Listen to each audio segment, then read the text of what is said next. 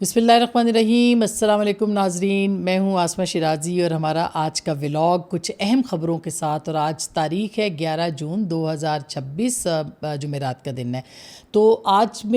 جو ہم آپ کے سامنے اہم خبریں لے کے آئے ہیں، اس میں ایران اور امریکہ کی جو جنگ ہے اس میں کشیدگی مشرق وسطیٰ کی، اور امریکہ نے یہ حملہ کیوں کیا ہے ایران کے اوپر، اس کے اوپر ہم بات کریں گے۔ ساتھ ہی ساتھ پاکستان کی جو سیاست ہے اس کے حوالے سے بھی اقوام متحدہ کے اندر امریکہ نے کیا پاکستان کے خلاف کیا ہے، اس کے اوپر بھی ہم آج کے اس ولاگ میں بات کریں گے۔ جو ثالثی پاکستان کر رہا تھا اس میں پچھلے محسن نقوی صاحب کا جو لاسٹ دورہ تھا، اور پھر جو فیلڈ مارشل ہیں انہوں نے ایک طویل خط جو ہے وہ کہا جا رہا ہے کہ مجتبیٰ خامنہ ای صاحب کے نام لکھا تھا، اس کے بعد سے اب تک کوئی نئی پیش رفت پاکستان کے فرنٹ سے نہیں ہوئی ہے، اور اس کی وجوہات کیا ہیں۔ اور بیچ میں ہم نے دیکھا ہے کہ قطر جو ہے اس کی ثالثی جو ہے اس نے کوشش کی ہے، یا قطر کل امریکہ وہاں پہ گئے، قطر کے جو نمائندے تھے، اور وہاں پر انہوں نے پھر وہ ایران بھی گئے لیکن وہاں سے لوٹے بھی، اور وہ بھی ایک ناکام کوشش ہوئی۔ کہا یہ جا رہا ہے کہ قطر کے ذریعے سے ایران کو امریکہ نے پیغام بھیجا ہے کہ اگر ہم اٹیک کریں گے اپاچی ہیلی کاپٹر کے رسپانس میں، اس کے تباہ ہونے کے رسپانس میں، لیکن اس کو جنگ نہیں بنایا جائے گا۔ بہرحال کل رات کو امریکہ نے ایران کے اوپر جو ہے وہ اٹیک کیا ہے، اور یہ کافی دلچسپ ڈیولپمنٹ ہے کہ ایک تو قطر کی انٹری اس پورے پروسیس میں، جو کہ اس سے پہلے نہیں تھی، پاکستان اس کے اندر اپنا ایکٹیو کردار ادا کر رہا تھا۔ کیا پاکستان جو ہے اس نے اس ثالثی سے ہاتھ اٹھا لیے ہیں؟ بہت سارے لوگ اس پہ بات کر رہے ہیں، میرا نہیں خیال کہ ہاتھ اٹھائے ہیں، لیکن فیزیبل انوائرمنٹ جب بھی ہوا، ایران صرف اور صرف پاکستان پر اعتماد کرے گا، کسی اور ملک پہ نہیں کرے گا۔ جو قطر کے بیچ میں اور امریکہ کے درمیان ان کی ایک ثالثی کی ایک ناٹ ثالثی بلکہ میسیجنگ ہم کہیں گے، جو پیغام رسانی ہوئی ہے، اس کا مقصد یہ بتایا جا رہا ہے کہ قطر کے اندر ایران کے کچھ ایسٹس جو ہیں وہ فریز ہوئے ہیں، اور ان کو پیسوں کی اس وقت ضرورت ہے۔ 6 سے 12 بلین ڈالرز جو ہیں وہ ایران فوری طور پر چاہ رہا ہے کہ اس کو دیے جائیں، اور اسی صورت میں میرا خیال ہے کہ یہ قطر کا دورہ امریکہ کا ہوا تھا، اور اس میں ناکامی کی صورت میں، یعنی ایران چونکہ تسلیم نہیں کر رہا، اس کے بعد امریکہ نے اور پریزیڈنٹ ٹرمپ نے ہیلی کاپٹر کے ایشو کو ایک فالس فلیگ بنا کے، یا اس ایشو کو کریٹ کر کے، یا ایک مار گرائے جانے کے حوالے سے اس کو ایک موضوع بنا کے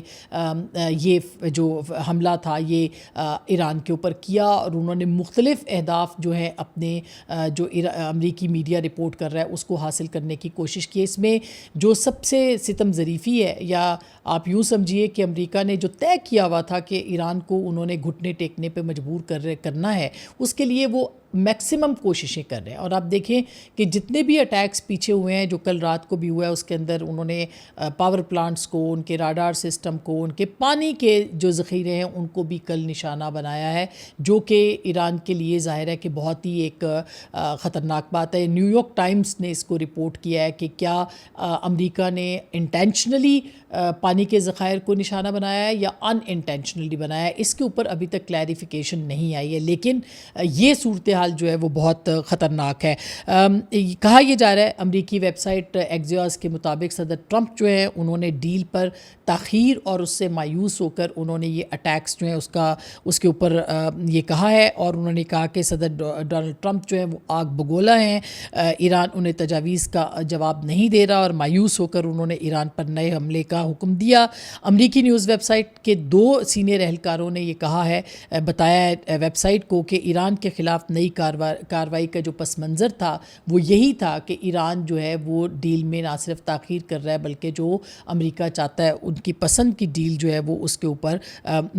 وہ اس پہ نہیں آ رہا۔ ایران پر حملے کا ٹریگر جو ہے وہ اپاچی ہیلی کاپٹر گرایا جانا بنا، مگر پس منظر میں صدر ٹرمپ کی مایوسی بڑھ رہی تھی۔ ایران نے 2 ہفتے گزرنے کے باوجود امریکی تجاویز پر جواب نہیں دیا تھا۔ حملے امریکہ کا اثر بڑھانے کے لیے کیے گئے، تاہم اس بات کا خیال رکھا گیا کہ جانی نقصان نہ ہو، ڈیل کا امکان ختم نہ ہو جائے۔ امریکی اہلکار نے بتایا کہ فائٹر جیٹ جب اپنے ہدف پر روانہ ہوئے تو ایران کو آگاہ کر دیا گیا تھا کہ فوجی اہداف نشانہ نہیں بنائے جائیں گے، اور یہ بھی کہ اگر اپاچی پائلٹ ہلاک ہوتے تو آج صورتحال بالکل مختلف ہوتی۔ امریکی اہلکار کے مطابق اس دوران قطری ثالث بھی تہران پہنچ چکے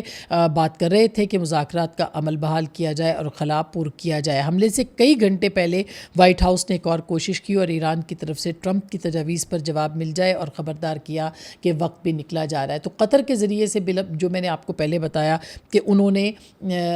جو ہے وہ ایک پیغام پہنچایا تاکہ ایران کو پریشرائز کیا جائے، اور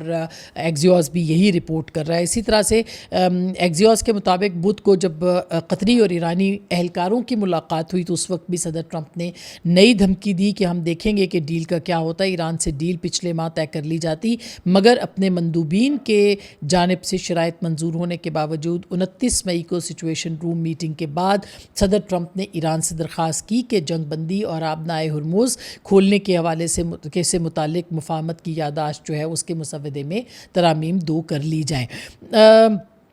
امریکی افواج نے جو ہے ایران میں دفاعی حملے مکمل کرنے کا بھی اعلان کیا، اور سینٹ کام نے کل جو ہے وہ اس کے اوپر ایک باقاعدہ ایک پریس ریلیز بھی جاری کی۔ انہوں نے یہ کہا کہ ہم نے اپنی سٹرائکس مکمل کر لی ہیں، ایرانی فوج کی سرویلنس صلاحیتوں، کمیونیکیشن اور دفاعی نظام پر حملے کیے، مرین کور، فضائیہ اور نیوی نے ایرانی اہداف کو نشانہ بنایا۔ سینٹ کام نے یہ بھی دعویٰ کیا کہ آبنائے ہرمز میں کسی بھی امریکی جنگی جہاز پر حملہ نہیں ہوا اور تجارتی جہاز ہرمز میں آمد و رفت جاری رکھے ہوئے ہیں۔ امریکہ کے حملوں کے جواب میں ایران نے امریکی فوجی مقامات کو نشانہ بنانے کا دعویٰ کیا۔ اس میں 18 اہم فوجی امریکی جو اہداف ہیں ان کے اوپر ایران نے حملہ کیا ہے۔ پاسداران انقلاب کا کہنا ہے کہ کویت کے علی السالم اور احمد الجابر بیسز پر حملے کیے، بحرین کے شیخ عیسیٰ ایئر بیس کو بھی ٹارگٹ کیا گیا۔ ایرانی پاسداران کا کہنا ہے کہ امریکی حملوں کے جواب میں کارروائیاں کی، جبکہ میزائل اور ڈرون آپریشن کا پہلا مرحلہ جو ہے وہ مکمل ہو چکا ہے۔ امریکہ آبنائے ہرمز کو غیر محفوظ بنانا چاہتا ہے تو ایران خطے کو گستاخ کے لیے جہنم بنا دے گا۔ اسی طرح سے ایرانی فوج نے بحرین میں امریکی 5th فلیٹ پر بھی ڈرون حملہ کیا ہے، اور جو ان کا جو جہاز گرا ہے اپاچی کہا جا رہا ہے کہ جو شاہد ڈرون تھا اس نے بھی وہ اس کے جو ونڈ سکرین ہے یا اس کے جو سسٹم ہے اس کے اندر وہ ٹکرایا، اور جس کی وجہ سے جو ہے وہ پائلٹ فوری طور پر نکل گئے۔ کہا جا رہا ہے کہ اس نے امریکی خفیہ مشن کا پردہ بھی اس ہیلی کاپٹر کے گرنے سے چاک ہو گیا۔ اس کی وجہ یہ ہے کہ اس سے یہ خفیہ مشن جو تھا اس کے اوپر تھا، اور اس میں اگر یہ نہ ہوتا تو یہ پتہ نہ چلتا کہ ان کا جو خفیہ مشن وہاں پہ تھا آبنائے ہرمز میں وہ کس طرح سے جاری تھا۔ صدر ٹرمپ نے اس کا انکشاف کیا۔ انہوں نے کہا آبنائے ہرمز کے قریب تباہ ہونے والا امریکی اپاچی ہیلی کاپٹر ایک خفیہ امریکی مشن کا حصہ تھا جو گزشتہ ماہ سے تجارتی آئل ٹینکروں کو ایرانی ڈرونز اور میزائل حملوں سے تحفظ فراہم کر رہا تھا۔ رپورٹس کے مطابق ایک ایرانی شاہد ڈرون اپاچی ہیلی کاپٹر کے کاکپٹ کے شیشے سے ٹکرا گیا، اور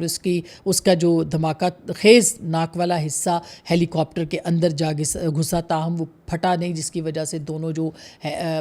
جو پائلٹ تھے وہ محفوظ رہے۔ اسی طرح سے ٹرمپ یہ کہہ رہے ہیں کہ یہ خفیہ آپریشن گزشتہ ماہ سے جاری تھا، جس کے تحت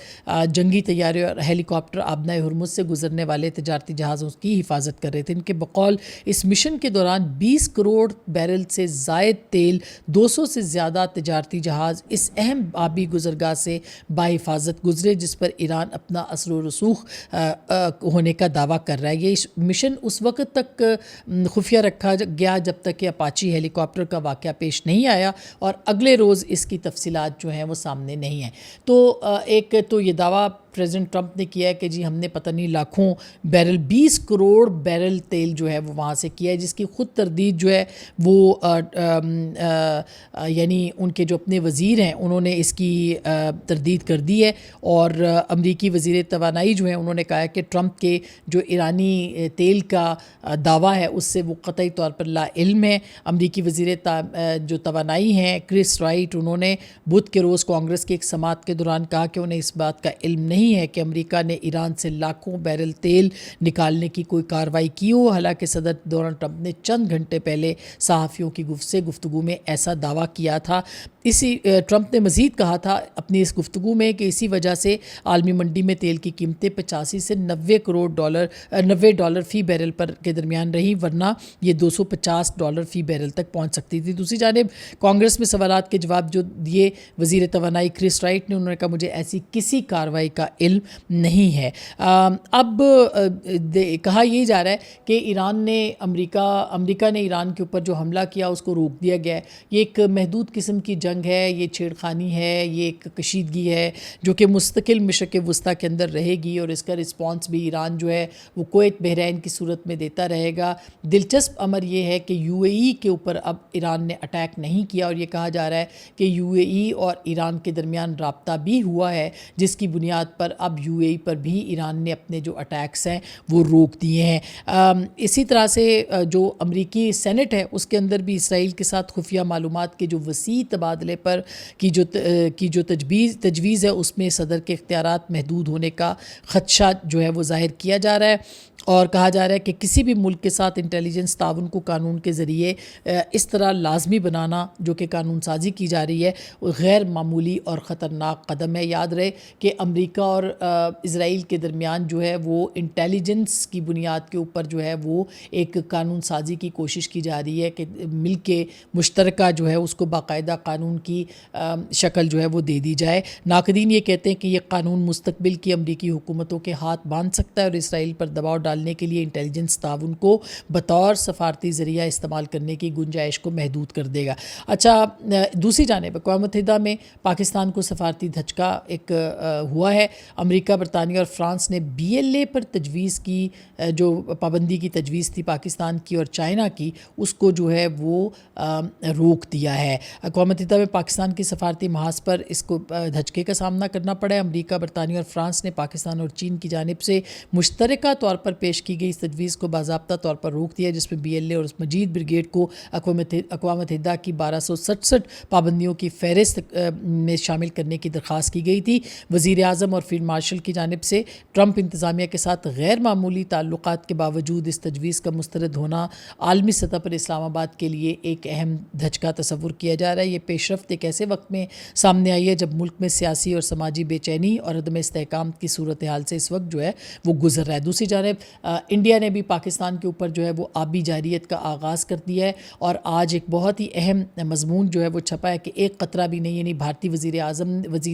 وزیر نے بیان دیا ہے پاکستان کو ایک قطرہ پانی جو ہے وہ بھی نہیں دیا جائے گا۔ اس پر آبی مستقبل جو ہے پاکستان کے درمیان اس پر سنگین خدشات جو ہیں وہ کھڑے ہو گئے ہیں۔ یہ ایک نہایت اہم خبر ہے، لیکن مغربی میڈیا نے اس پر کوئی توجہ نہیں دی۔ بھارت کے وزیر آبی وسائل CR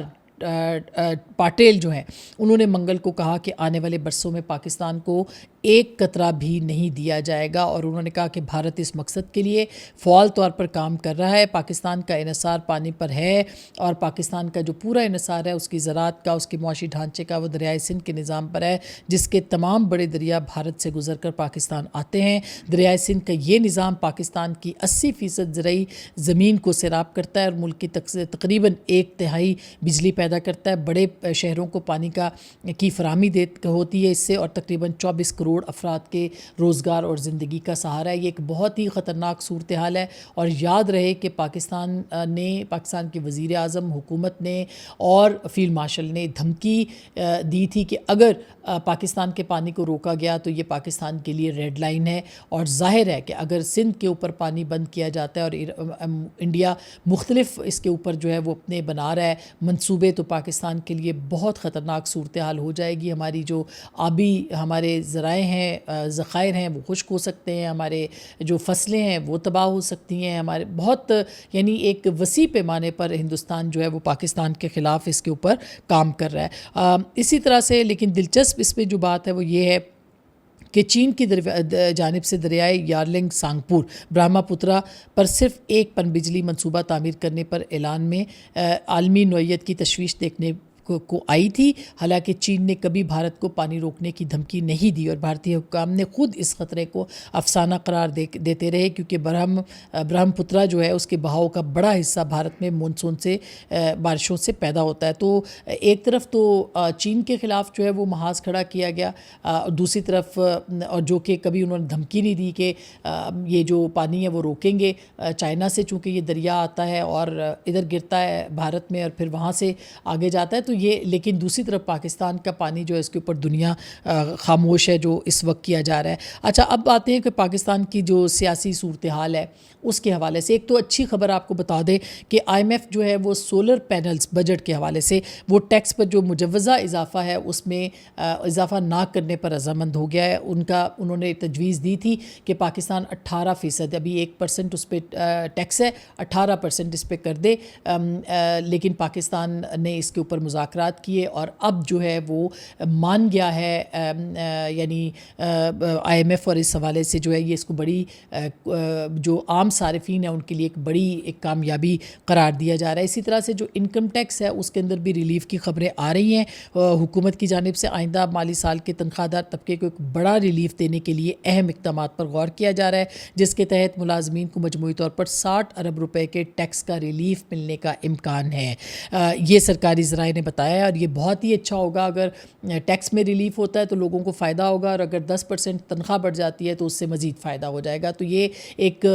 کافی حد تک ریلیف جو ہے وہ ملنے کی توقع ہے، اللہ کرے کہ ایسا ہو اور پاکستان کے جو شہری ہیں ان کو ریلیف ملے۔ دوسری جانب بجٹ کے بعد ہمارے پروگرام میں کل اختیار ولی خان صاحب تھے، انہوں نے یہ انکشاف کیا ہے کہ بجٹ کے بعد کابینہ کے اندر رد و بدل ہوگا۔ بہت سارے ان کا خیال ہے کہ جو سینئر منسٹرز ہیں وہ بھی ان کی وزارتوں سے ان کو فارغ کیا جائے گا، اور کابینہ کے اندر ہماری اطلاعات یہ ہے کہ پیپلز پارٹی کو منایا جا رہا ہے اس بات کے لیے کہ وہ باضابطہ بجٹ کے بعد جو ہے وہ کابینہ کا حصہ بن جائیں۔ دوسری جانب یہ کل سہیل وڑائی صاحب نے کالم لکھا تھا، اس کے اوپر کافی بحث بھی ہو رہی ہے کہ جولائی اگست جو ہے اس میں کافی خطرناک صورتحال پیدا ہو سکتی ہے۔ یہ انہوں نے کہا میرا تبصرہ ہے اصل میں کہ حکومت جو ہے اس کے خاتمے کے لیے، تو میرا خیال ہے کہ ان کے تبصرے سے اختلاف کیا جا سکتا ہے، خبر سے بھی اختلاف ہو سکتا ہے، لیکن اس وقت جو کوششیں ہیں وہ گورنمنٹ کے جانے کے لیے نہیں ہیں۔ البتہ جو